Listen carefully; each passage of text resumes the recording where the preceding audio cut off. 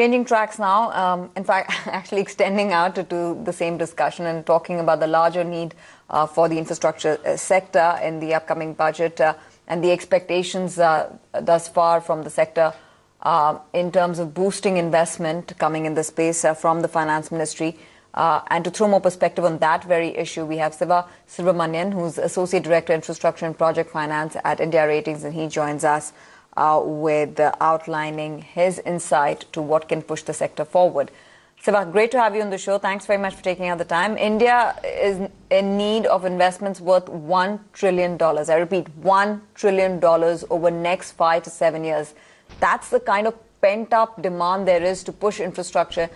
And while project financing and execution both remain challenging, how can a middle path be worked out to ensure that at least the pace of activity increases from what it is right now?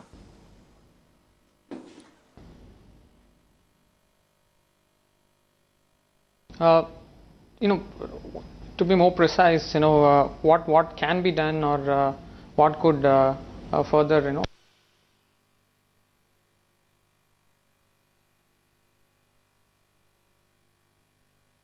Oh, okay. Siva, we'll just connect with you in just a second. But, while we make that connection with Siva, I just wanted to highlight, and Kamil, this is an interesting thing. I think in my conversations earlier on with Megha, she had also pointed out that, it's on both ends. You have financing problems. So, there's not many takers, especially among foreign investors, to invest in the infrastructure space. And then there are execution risks. So on both hands, this is the core sector that needs a push from the government. There is potential there of growth and returns, but there's just no end-to-end execution as well as financing that can, make the sector deliver on expected lines. Right. So a big lag in the space, and we'll talk about that after this very short break. We'll connect again with Siva Subramanian.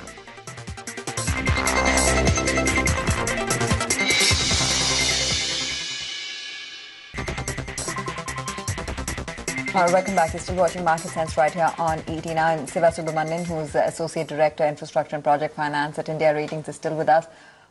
Siva, just start off with your, opening remarks on where specifically you expect the government to push and drive the flow on investments which the sector needs, which is to the tune of $1 trillion. That's half the size of the Indian economy.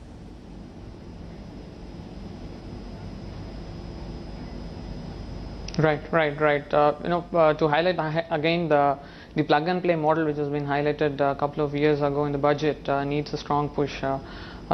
And that's a key game changer that could be, because most of the road projects are currently struck without, for want of the land and other right of way clearances. So that could be a major game changer if that is forthcoming in the budget. And another key area, what we could expect is a faster expediting of dispute resolutions across all sector. A single window arbitration could fasten up the activity or pace of work in that. For an under construction project, probably the availability of land even prior before the project commences could help us. On the financing aspect, I could say the deepening of an infra bond market could facilitate, and some kind of a priority mechanism for that can be added to the renewable projects which are gradually tapping up the market could enhance again the infra and financing activities on the other end. Sure. Now, unfortunately, there are plenty of challenges across the various sectors, and let's tackle them one by one. Start off with roads. Now, Gadkari plans to up execution and construction to 30 kilometers per day, but project award hasn't picked up. Permissions remain a challenge, and traffic growth in most projects is subpar. What's your view on the same?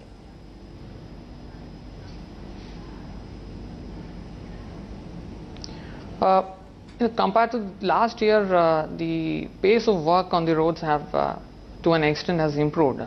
To target a 30 kilometer per day could be a little challenging task unless the land and the right of way is available even before the project is being bidded out. So if that can be smoothened out, or if that can be made available even before the project is called for under the hammer, that could facilitate a faster expedition. Right. What do you make of the challenges being faced? And what we see is also, relatively in the last year. No, since we're running out of time, I just wanted to highlight, Shiva. I'm sorry to interrupt you, but we're running out of time. What are the challenges that you feel are being faced by the power sector? The coal prices have been sliding, which is a definite positive for thermal players. Yet you maintain a negative outlook on the entire space. Right. You know, the overweighing of toll and the thermal power project has that has made us to put the overall sector on the negative platform. On the thermal, especially coal is a bright spot, and the other key factor is the national tariff policy, which has come out, has enabled unscheduled power to hit the spot market or to hit the places where the power is being stored, and especially the sharing of profits between the discoms and the independent power producers is a welcome change. So that's a key couple of points which would like to highlight on the thermal. Okay. And thermal is largely a function of demand, so unless the demand picks up, we cannot see much of an action happening there. Let's also talk about the Uday scheme, Shiva. What are the implementation challenges there?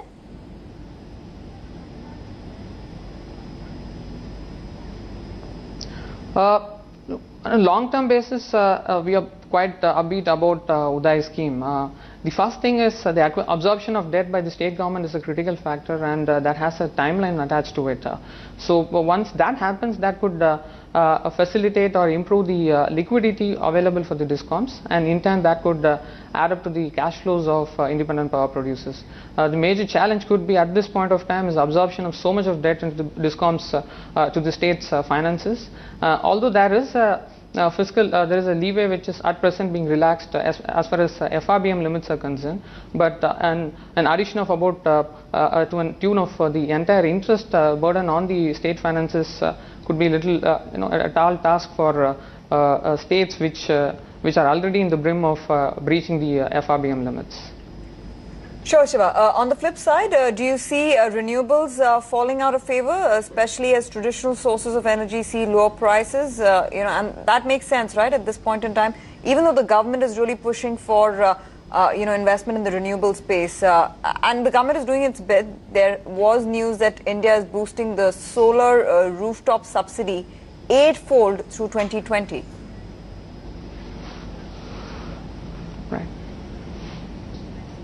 Right. See, the whatever changes which has to happen in the spot market is more or less happen.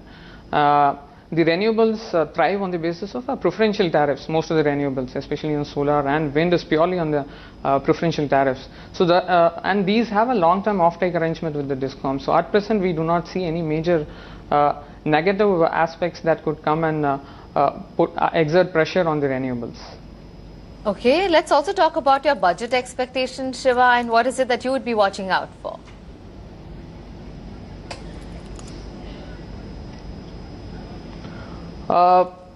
To come back again on the dispute resolution and more regulatory clarity on the tariff determination and awardance of compensatory tariffs, which is anyway highlighted in the latest tariff policy of Power Minister, and a plug-and-play model is a key watch point for all of us.